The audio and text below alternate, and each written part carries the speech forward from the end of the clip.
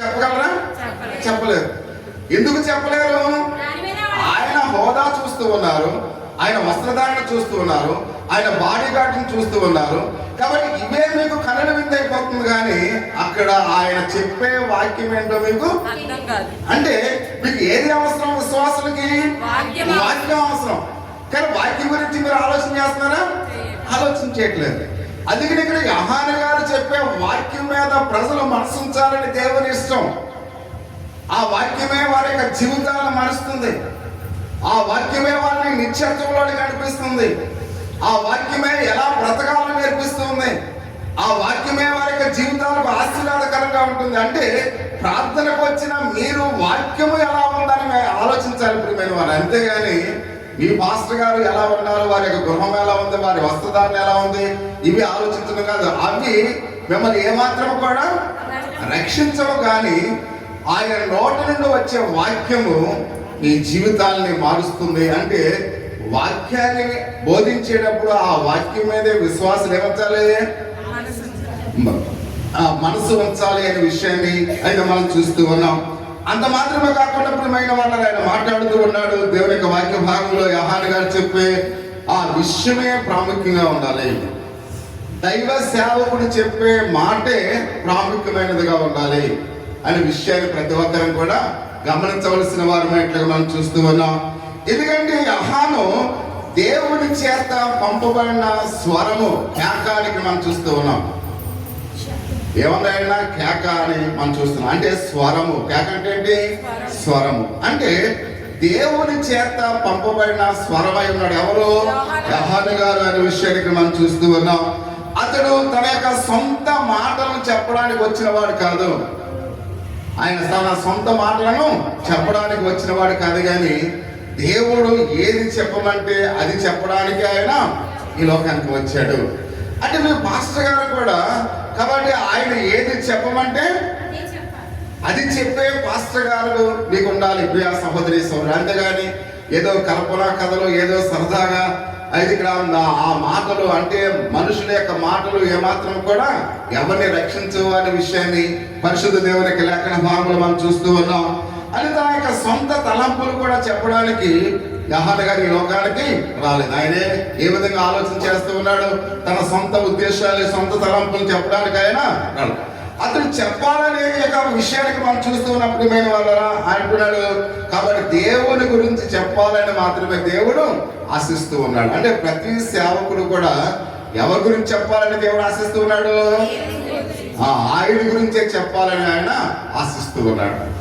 అంతే మాత్రమే కాకుండా అంటూ ఉన్నాడు, యోహాను గారు చెప్పిన ప్రతి మాట మనుషులు వినడానికి ప్రియమైన వాళ్ళ ఆయన మాటలు అలికరచునంటే కేవలం యోహాను గారు సొంత విషయాలు వినడానికి మాత్రమే ప్రజలు పోగు చేయబడకూడదు. కానీ దేవుని విషయాలు వినడానికి మాత్రమే ప్రజలు పోగు చేయబడాలి అని మనం చూస్తూ ఉన్నట్లుగా పరిశుద్ధ దేవుని యొక్క లేఖన భాగంలో మనం చూస్తూ ఉన్నాం.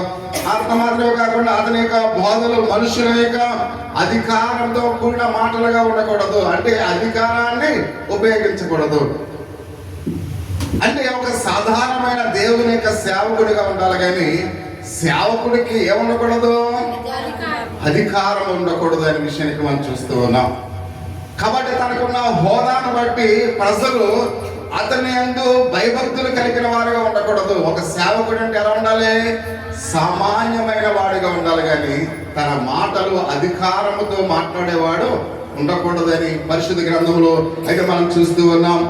అంటే ఇక్కడ బోధలు మనుషుని అధికారాన్ని ఏమాత్రం కూడా అక్కడ ఉండకూడదని చెబుతూ తన యొక్క సొంత జ్ఞానం మీద ఆధారపడిన వాడిగా ఉండకూడదు. ప్రియమైన వాళ్ళ సేవకుడు ఆ మనుషుల మీద అధికారాన్ని చూపించేవాడిగా ఉండకూడదు. చాలా మంది ఏం చేస్తుంటారంటే విశ్వాసులందరూ కూడా బానిసలుగా చూస్తుంటారు. కొంతమంది కాపర్లు ఏం చేస్తుంటారు? అదే అంటుంటారు. అంటే వాళ్ళు ఎలా చూస్తున్నారు? నేను అధికారిని, మీరందరూ కూడా సేవకులు. అంటే తన హోదాను బట్టి మాట్లాడేవాడుగా ఏమాత్రం కూడా సేవకుడు ఉండకూడదు. అంటే అందరిలో కూడా నేను కూడా ఒక్కడనే అనే భావాన్ని కలిగిన వాడై ఉండాలి ప్రియమైన వాళ్ళు. అంత మాత్రమే కాకుండా మనం చూస్తూ ఉన్నాం, తన జ్ఞానం మీద ఆధారపడి ఉన్న వాళ్ళందరికీ ఏం తెలియదు, నేనే జ్ఞానం. ఏంటి ఆ ప్రార్థన? ఏంటి ఇక్కడ వాక్యం చదువుతుంటే అని కొంతమంది వెంటనే రెస్పాండ్ అయిపోతూ ఉంటారు. ఏదైనా తప్పు జరిగితే సింగిల్గా పిలిచి వాళ్ళకి చెప్పాలి తప్ప అందరిలో వాళ్ళని ఏం చేయకూడదు, అవమానించకూడదు. అంటే తన అధికారాన్ని తన జ్ఞానం మీద ఆధారపడి ఉండకూడదు అనే విషయానికి మనం చూస్తూ ఉన్నాం.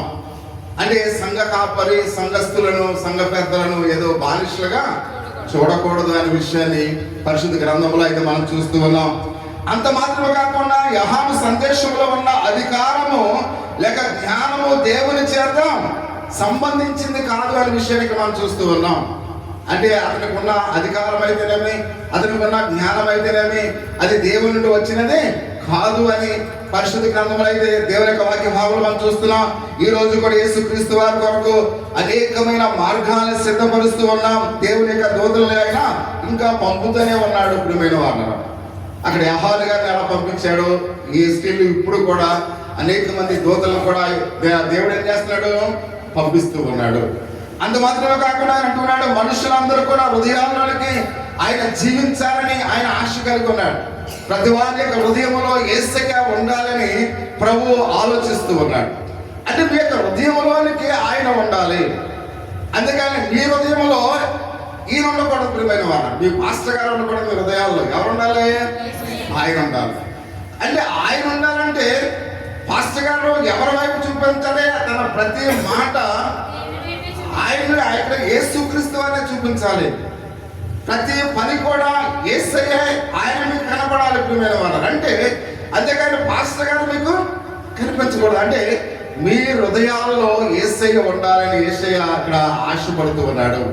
అంటే ఇప్పుడు యోహాను గారు ఎవరిని చూపిస్తున్నాడు, ఆయన యేసయ్యను మాత్రమే చూపిస్తున్నాడు తప్ప తనను ఏమాత్రం కూడా ఆయన బయలుపరచుకోవడం లేదు అనే విషయాన్ని ప్రతి ఒక్కరిని కూడా గమనించట్లుగా మనం చూస్తున్నాం. మీ ముందు ముగ్గురు కూడా కింద కూర్చోనమ్మా, ప్లేస్ నేను ముందు కింద కూర్చోండి, ఎలా ముందుకు వచ్చానమ్మా, ఇక్కడికి వచ్చాను. కాబట్టి ఇక్కడ మనం గమనించినట్లయితే బాప్తిజం ఇచ్చి యోహాను గారు ఎలా ఉండాలని దేవుడు ఆశపడుతూ ఉన్నాడు, ఆయన అలాగునే ఆయన తన యొక్క జీవితాన్ని కూడా చూస్తున్నట్లుగా మనం చూస్తూ ఉన్నాం. అధిక ప్రియమైన వాళ్ళని మనమందరం కూడా ఆయన మార్గంలోనే ఆయన వెంబడించాలి. వీరందరూ కూడా ఎవరిని వెంబడించాలి అమ్మా, ఎవరిని వెంబడించాలి, యేసయ్యను వెంబడించాలి. అందుకని ఎవరిని వెంబడించకూడదు అమ్మా, ఎవరిని వెంబడించకూడదు, పాస్టర్ గారిని వెంబడించకూడదు. ఒకవేళ పాస్టర్ గారిని వెంబడించారనుకోండి, ఒకవేళ పాస్టర్ గారు నరకానికి వెళ్తే మీరు కూడా నరకానికి పోతారు. కానీ ఆయన వెంబడిస్తే ఆయన నరకానికి ఏమాత్రం కూడా వెళ్ళడు. మీకు అర్థమవుతుందని చెప్పేది. ఒకవేళ పాస్టర్ గారు మీకు బోధించి ఒకవేళ పాస్టర్ గారు ఏమన్నా పాపం కలిగి ఉన్నారనుకోండి, పాస్టర్ గారు పోతాడు. ఒకవేళ మీరు పాస్టర్ గారిని వెంబడించారనుకోండి, మీరు కూడా నరకానికి పోతారు. అందుకనే మీరు ఎవరిని వెంబడించాలి అమ్మా, పాస్టర్ గారిని వెంబడించకూడదు. యేసయ్యను వెంబడిస్తే మీరు ఎక్కడికి వెళ్తారు, నిత్యత్వంలోనికి వెళ్తారు, పరలోకానికి వెళ్తారు. అందుకనే మీకు కనిపిస్తే కూడా ఈయన మీద ఉండకూడదు, కానీ యేసయ్య మీద ఉండాలి. ఆయనే మీరు వెంబడించాలి, ఆయన మాటలే మీరు వినాలి.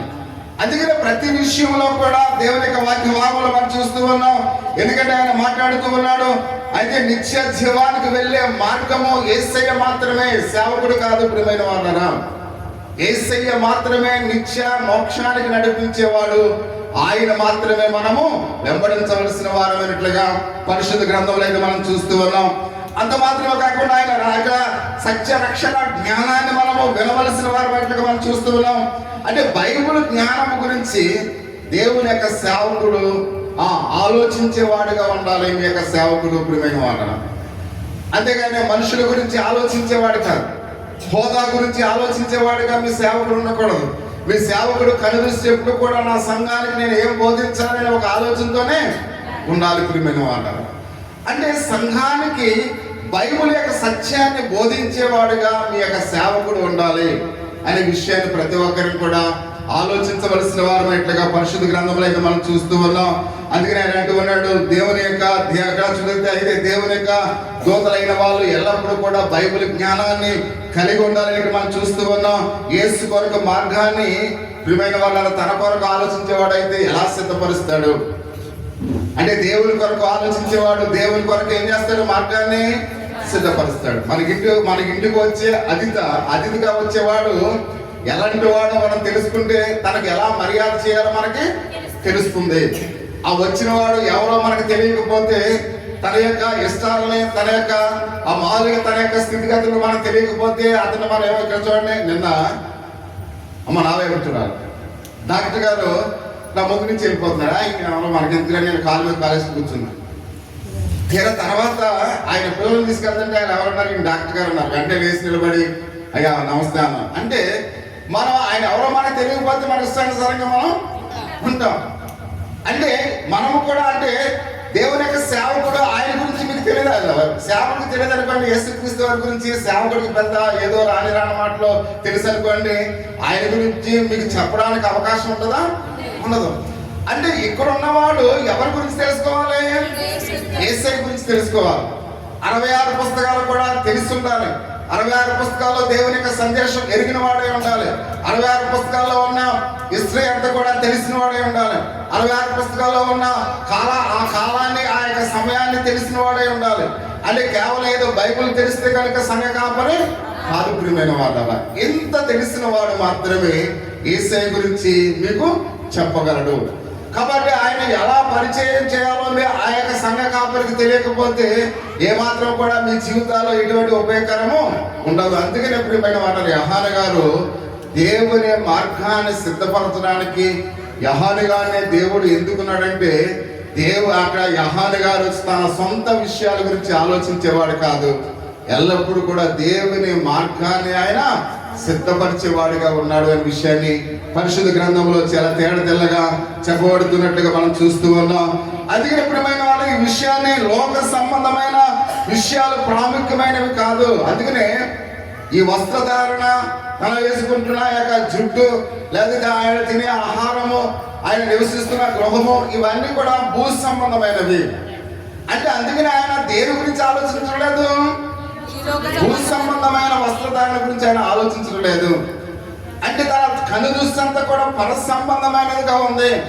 ప్రజలకు ఆయన గురించి ఎలా చెప్పాలని ఆలోచిస్తున్నాడు తప్ప తన వస్త్రధారణ తను ఎలా ఉండాలో అంటే చూపాలని ఏమాత్రం కూడా అతడు ఆశపట్టుకోలేదు. ప్రియమైన వాళ్ళు ఎవరైనా ఇప్పుడు ఆ మాలు గారు వచ్చి రాజేష్ వాక్యం చెప్పాడంటే, నేనండి మారి గారు వారికి మనవడ్డండి, నేను రక్షణ పొందానండి, ఇదివరకు ఎలా ఉండేవాడిని ఇప్పుడు ఎలా ఉండేవాడిని ఒక అరగంట చెప్పిన తర్వాత అప్పుడు వాక్యం చెప్తాడు.